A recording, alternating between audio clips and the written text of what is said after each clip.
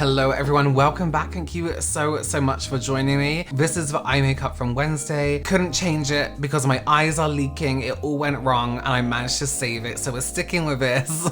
I'm sorry. Today, I want to have another discussion today. When I heard that the US could be potentially banning TikTok, in my mind, I was like, good.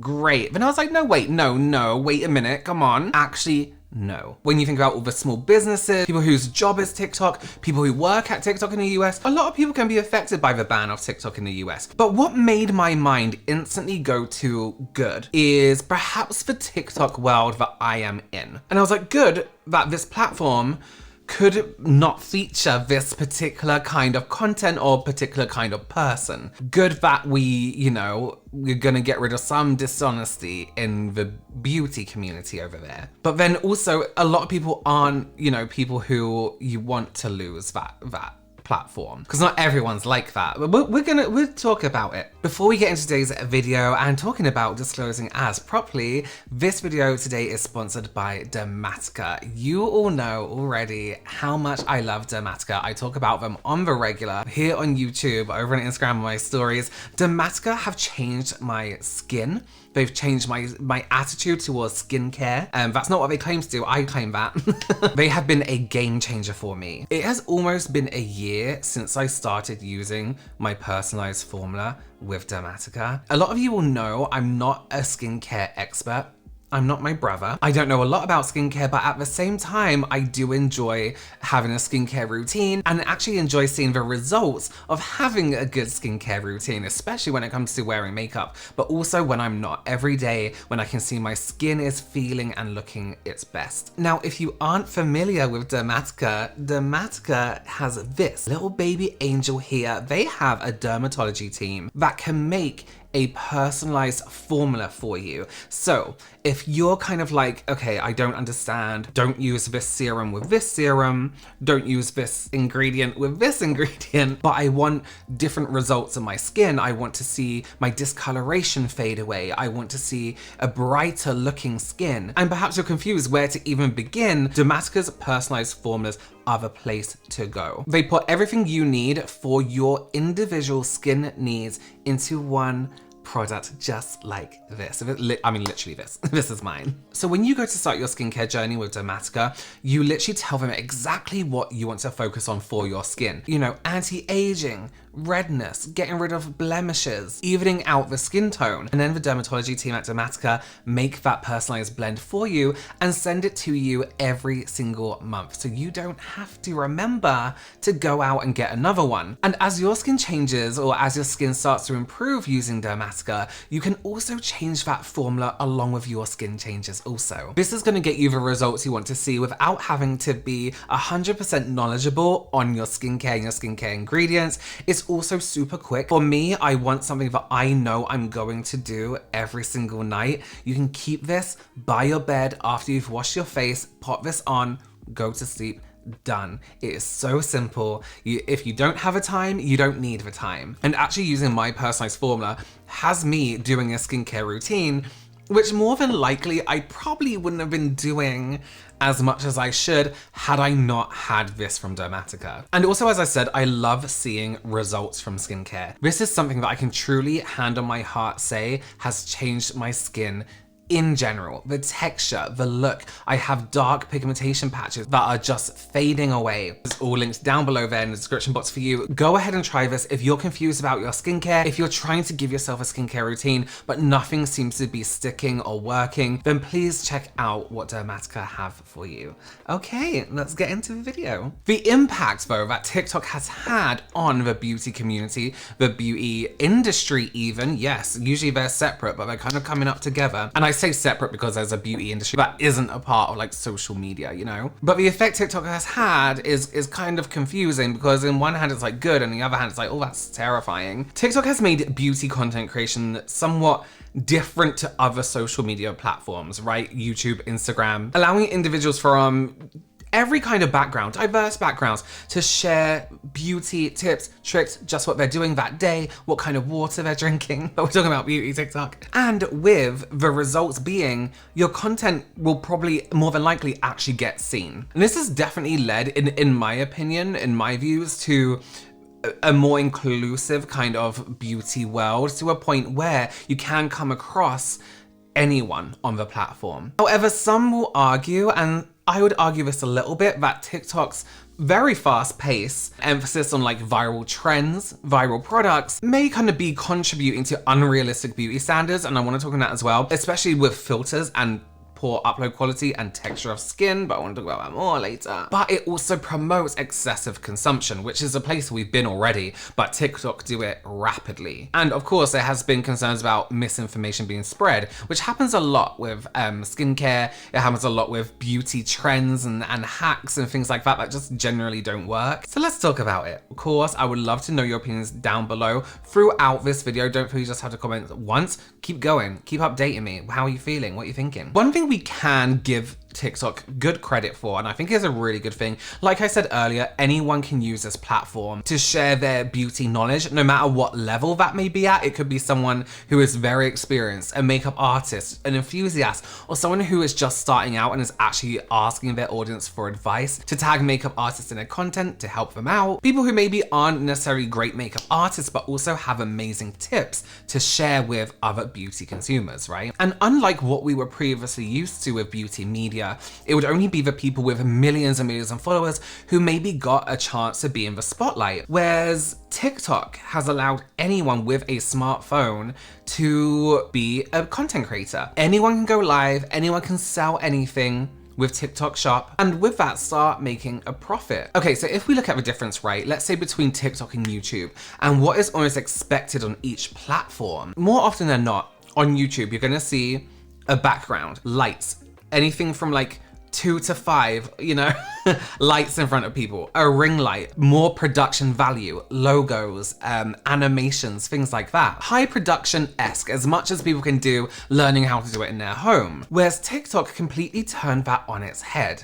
Completely. Backdrops, high production, lighting was almost like kind of frowned upon. People were almost exhausted of it from YouTube. From it kind of came across unreal, unrelatable, and this kind of production value wasn't received well from people of all genres on TikTok. People grew tired of the overproduced YouTube world. We all know why. Now, I have an issue with this, kind of, and kind of not also as well. I see it from two different sides. One thing I do like about just needing your smartphone is that anyone can do it. Like I said, you can probably sit down and do your foundation routine and at least get at least 100 views. Right? Guaranteed on TikTok, because people can just come across your content. They don't actually physically have to go looking for it. On YouTube, it takes a little bit more than that, but it means if you're doing this on TikTok, it means you didn't have to go out and buy an expensive camera, a monitor, lights, a microphone, a desk to sit at, beauty storage, you know, all this stuff that goes along with production of a video.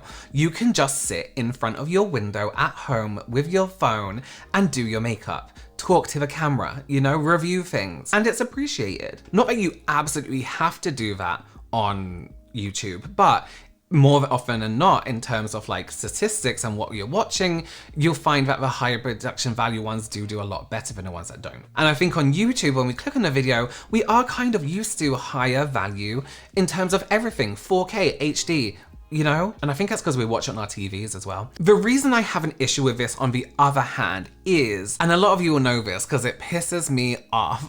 Do I look like IT? I do, okay. Especially when it comes to product reviews or ads, when it comes to complexion and makeup products in general. We need to be able to see the product, how it is on the skin. And I just want to sneak in a shout out here for Lizzie Turner, or at Elizabeth K. Turner on TikTok, whose texture in their skin is always at the forefront of her content. And that's a pretty important part of a review and of making a decision or a choice on whether or not we are going to buy that product. How does that product look in real life? Now, from my research, from years of calling stuff like this out, it is apparent that a lot of people don't know what skin looks like in real life. Despite having eyes in the real world, when someone looks at a blurry face on TikTok, they're pretty much like, oh wow, it looks great. And they can't see that the quality is really low and that's not what the product looks like, or that there's a blur on the video. And what troubles me even further with this is that brands will repost these low quality videos and claim that these are the results of their product.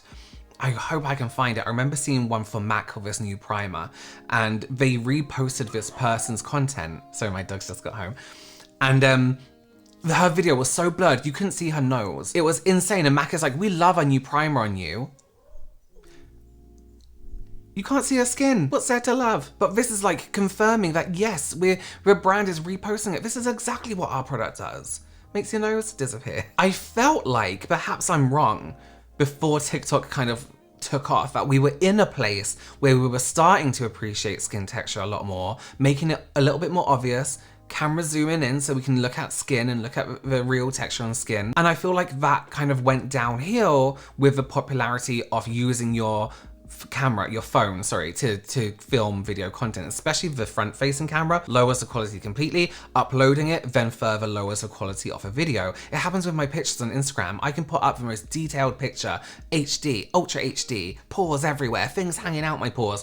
Upload it to Instagram and it's like they put Vaseline on the lens. It really lowers the quality somehow, and I'm trying to fix it, but I don't know how. But then I wouldn't post that content if it was an ad. You know what I mean? And don't get me wrong, there's a very simple fix for this. If you're using your phone to film, sit in front of a window, use your back-facing camera, you know, the one where you can't see yourself, and that's the best quality you can get. But people don't do that, do they? However, I do love that everyone can share their love of makeup, their love of doing their makeup, their love of products, their knowledge of brands, and hold brands accountable if they need to. That's a great thing TikTok has been good for. Talk about TikTok taking things back a few steps in terms of things we see online. Viral trends and challenges, right? TikTok's algorithm, they say it's great, it's really not. I'm kind of preferring Instagram's algorithm. The algorithm relies on trending sounds, trends, trending products, all this kind of stuff. Perhaps relies on is a wrong word, but you will benefit from using those things on TikTok. Just like we did on YouTube for a while, right? Like we got over it, like challenges and things like that. But now on TikTok, challenges, skincare challenges, and I often get like millions and millions of views on TikTok. And while this can be like great for like,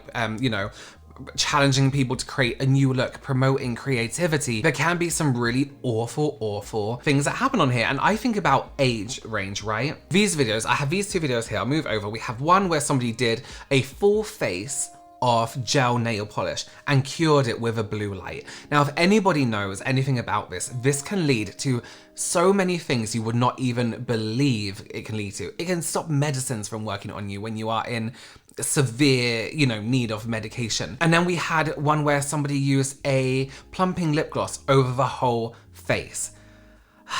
And these people left these things up. They haven't deleted them because they got millions of views. The need to go viral on TikTok is annoying because you see people doing the most ridiculous stuff, insane, stupidest shit to go viral. But it works for them. TikTok trends specifically also very much encourage excessive consumption of beauty products. Now, I don't feel like I can sit here as an influencer and be like, wow, that's excessive, when I have new makeup everywhere all the time. It has never been like how it has been on TikTok. One week a product goes viral, literally the next week it happens again, and everyone is rushing out to buy that product. You know why? Because they want to catch that algorithm with the latest viral product and go viral themselves. The virality of one product, the popularity of one product is fleeting, and I mean here today, gone next week, done. Now this is nothing new in beauty. We know products used to go viral way back in the day, but you know, way back people would try a Morphe palette, that would go viral, it'll be the product of the next 2 months,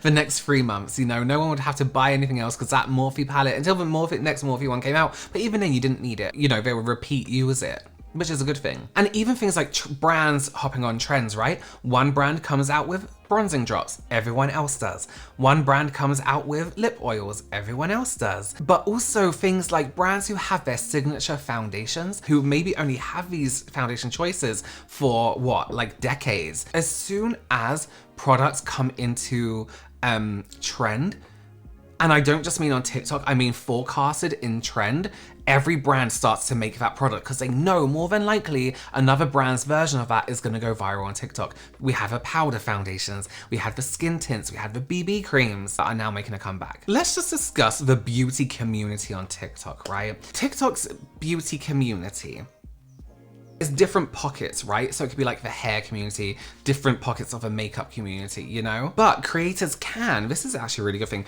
have more kind of communication with their followers. It's not just replying to a comment, it's duetting the thing, talking, commenting back, you know, backwards and forwards, making content that is in direct response to people's comments, which is something you can do. You can reply to someone's comment with a whole new video. And if we're talking about the creators over there, and of course not all of them, this doesn't mean all of them, so please don't take offense. They don't have the best reputation. Let's be real, they really don't. And it's not like YouTubers are any better. Things like relying about the results of a test they do with different products, saying something doesn't transfer when it does. But perhaps the biggest thing is not disclosing ads properly. There's no hashtag ad. By the way, if any influencers are watching this, all you have to do is put hashtag ad, and then it's good right at the beginning. And then people wouldn't have such a negative attitude towards your ad if you weren't trying to hide it. You know what I mean? And no, hashtag partner, hashtag something partner isn't a legal way to do it. It's not recognized by the FTC officially. It needs to be clear, not hidden under your text. Also, hiding it after the see more option isn't the way to do it as well. This is something people are very, very much aware of on TikTok, but also on YouTube. YouTube people are aware of TikTokers doing it. And also YouTubers are doing it over on TikTok. Who should know better? You've been in the game for a while, come on. And all you have to do is type beauty influencers undisclosed ad on YouTube and you kind of come across the main culprits of this. The thing is with the word community is I don't think you can bundle